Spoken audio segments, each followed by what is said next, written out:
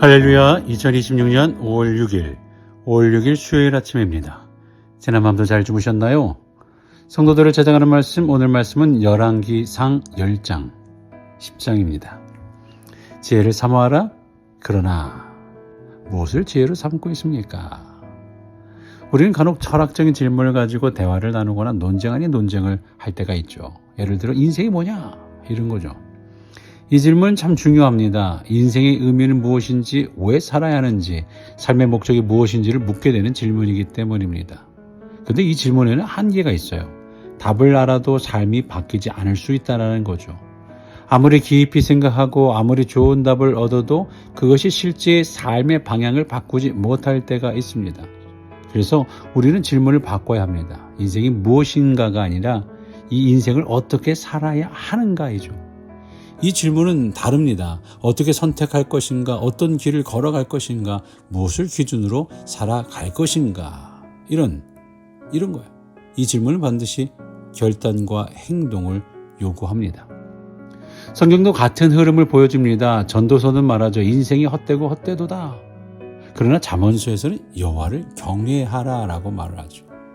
의미를 아는 데서 끝나는 것이 아니라 삶의 방향을 정하라는 거죠. 그렇다면 우리는 이렇게 물어야 합니다. 이 인생을 어떻게 살아야 할까? 그리고 이 질문의 중심에는 바로 지혜가 있습니다. 우리는 모두 지혜를 찾습니다. 더 나은 선택을 하기 위해, 더 안정된 삶을 살기 위해, 더 분명한 답을 얻기 위해 지혜가 필요해요. 결국 우리는 모두 어떻게 살아야 하는가에 대한 지혜를 찾고 있다라는 말이죠. 그렇다면 오늘 우리에게 가장 중요한 질문은 이겁니다. 지혜를 사모하는 것은 맞습니다. 그런데 우리는 지금 무엇을 지혜로 삼고 있습니까? 세상의 방법입니까? 경험입니까? 성공의 공식입니까? 아니면 하나님이 주시는 지혜입니까? 오늘 본문에는 이 질문에 대한 두 가지 삶의 모습이 등장합니다. 한 사람은 지혜를 찾아 나선 사람이고요. 또 한 사람은 지혜를 가지고 있었지만 점점 그 방향이 흔들리기 시작한 사람이죠. 오늘 본문은 지혜를 어떻게 찾아야 하는지를 보여주는 한 사람이 있죠. 그것이 바로 스바 여왕입니다. 이 여왕은 단순한 방문자가 아닙니다. 지혜를 찾아 실제로 움직인 사람이죠. 성경은 이렇게 말해요. 1절 말씀에 스바 여왕이 여호와의 이름으로 말미암은 솔로몬의 명성을 듣고 와서, 여기서 명성이란 말은 단순한 소문이 아닙니다.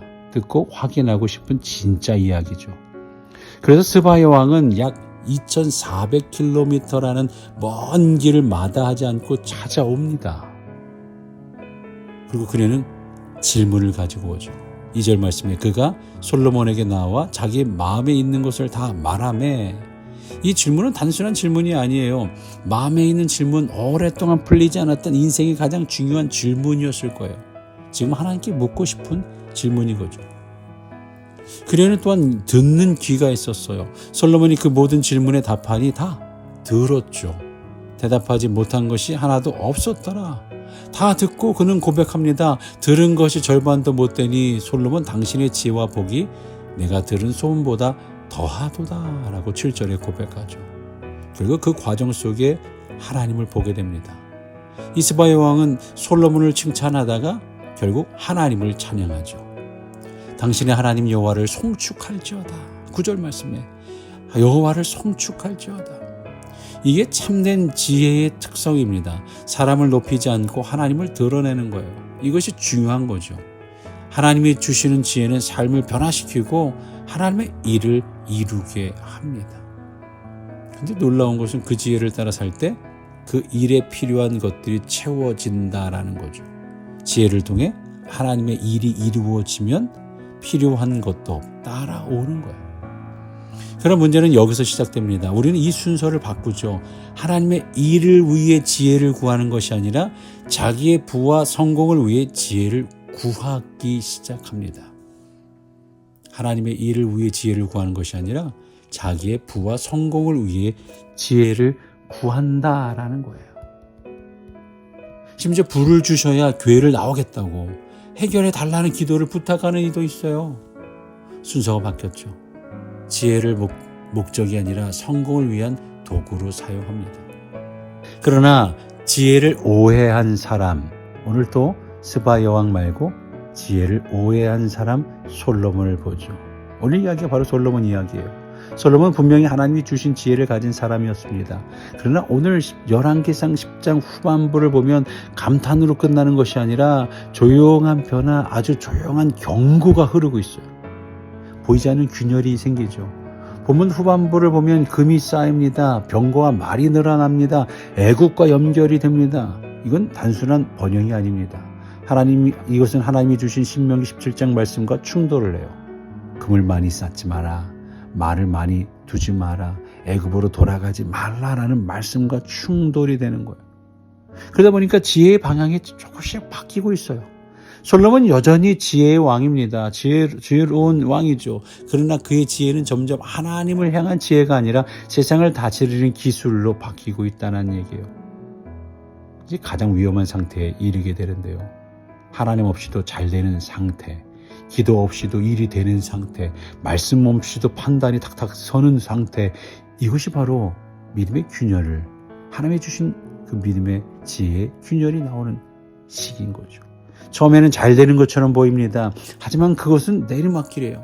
하나님은 지혜를 통해 필요를 채우시지만 우리는 필요를 위해 지혜를 구할 때 무너져요. 우리의 삶 속에도 이런 균열이 있지는 않나요? 왜냐고요? 이게 우리들의 이야기거든요. 바로 우리의 삶을 비추는 거울입니다. 이렇게 균열은 작게 시작됩니다. 기도 없이도 사라지고 말씀 없이도 결정할 수 있어요. 편해 보이지만 넘어지지 않고 자전거가 잘 가는 것처럼 보일 때 그것은 오르막길이 아니라 내리막길이라는 거예요. 마치 자전거가 페달을 밟지 않아도 굴러가는 것처럼 보일 때 그때는 바로 내리막길이죠. 그래서 우리는 질문을 바꿔야 합니다. 어떻게 묻습니까? 이게 효과적인가? 이게 성공적인가? 물론 중요하죠. 하지만 성경은 묻습니다. 이 선택이 하나님을 더 의지하게 만드는가? 이 길이 나를 하나님께 더 가까이 가게 하는가? 이 질문이 우리의 방향을 결정합니다. 우리는 다시 지혜를 구해야 합니다. 야고보서 1장 5절에 너희 중에 누구든지 지혜가 부족하거든 구하라. 그리고 고린도전서 1장 30절에서는 더 분명하게 말하죠. 그리스도는 하나님의 지혜라.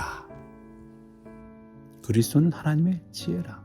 참된 지혜는 예수 그리스도라는 거예요. 우리가 지혜를 구한다는 것은 더 잘 살기 위한 기술을 구하는 것이 아니라 예수님을 더 깊이 하는 거예요. 여러분들 무엇을 사모하고 있습니까? 오늘 우리는 두 사람을 보았어요. 스바 여왕은 지혜를 찾아왔죠. 솔로몬은 지혜를 가지고 있었어요. 근데 결과는 어떻습니까? 9절 말씀에 당신의 하나님 여호와를 송축할지로다. 스바 여왕은 하나님을 찬양하며 만났고 솔로몬은 하나님에게서 점점 멀어지기 시작하죠. 우리는 이민의 삶, 학업의 삶, 노후의 삶 속에 무엇을 찾고 있습니까? 지혜입니까? 성공입니까? 안정입니까? 그리스도는 하나님의 지혜라. 지혜를 사모할 수 있기를 바랍니다. 그러나 하나님을 떠나게 만드는 지혜가 아니라 하나님께 더 가까이 가게 하는 지혜를 사모할 수 있기 바랍니다. 오늘 여러분들은 무엇을 사모하고 살아가십니까?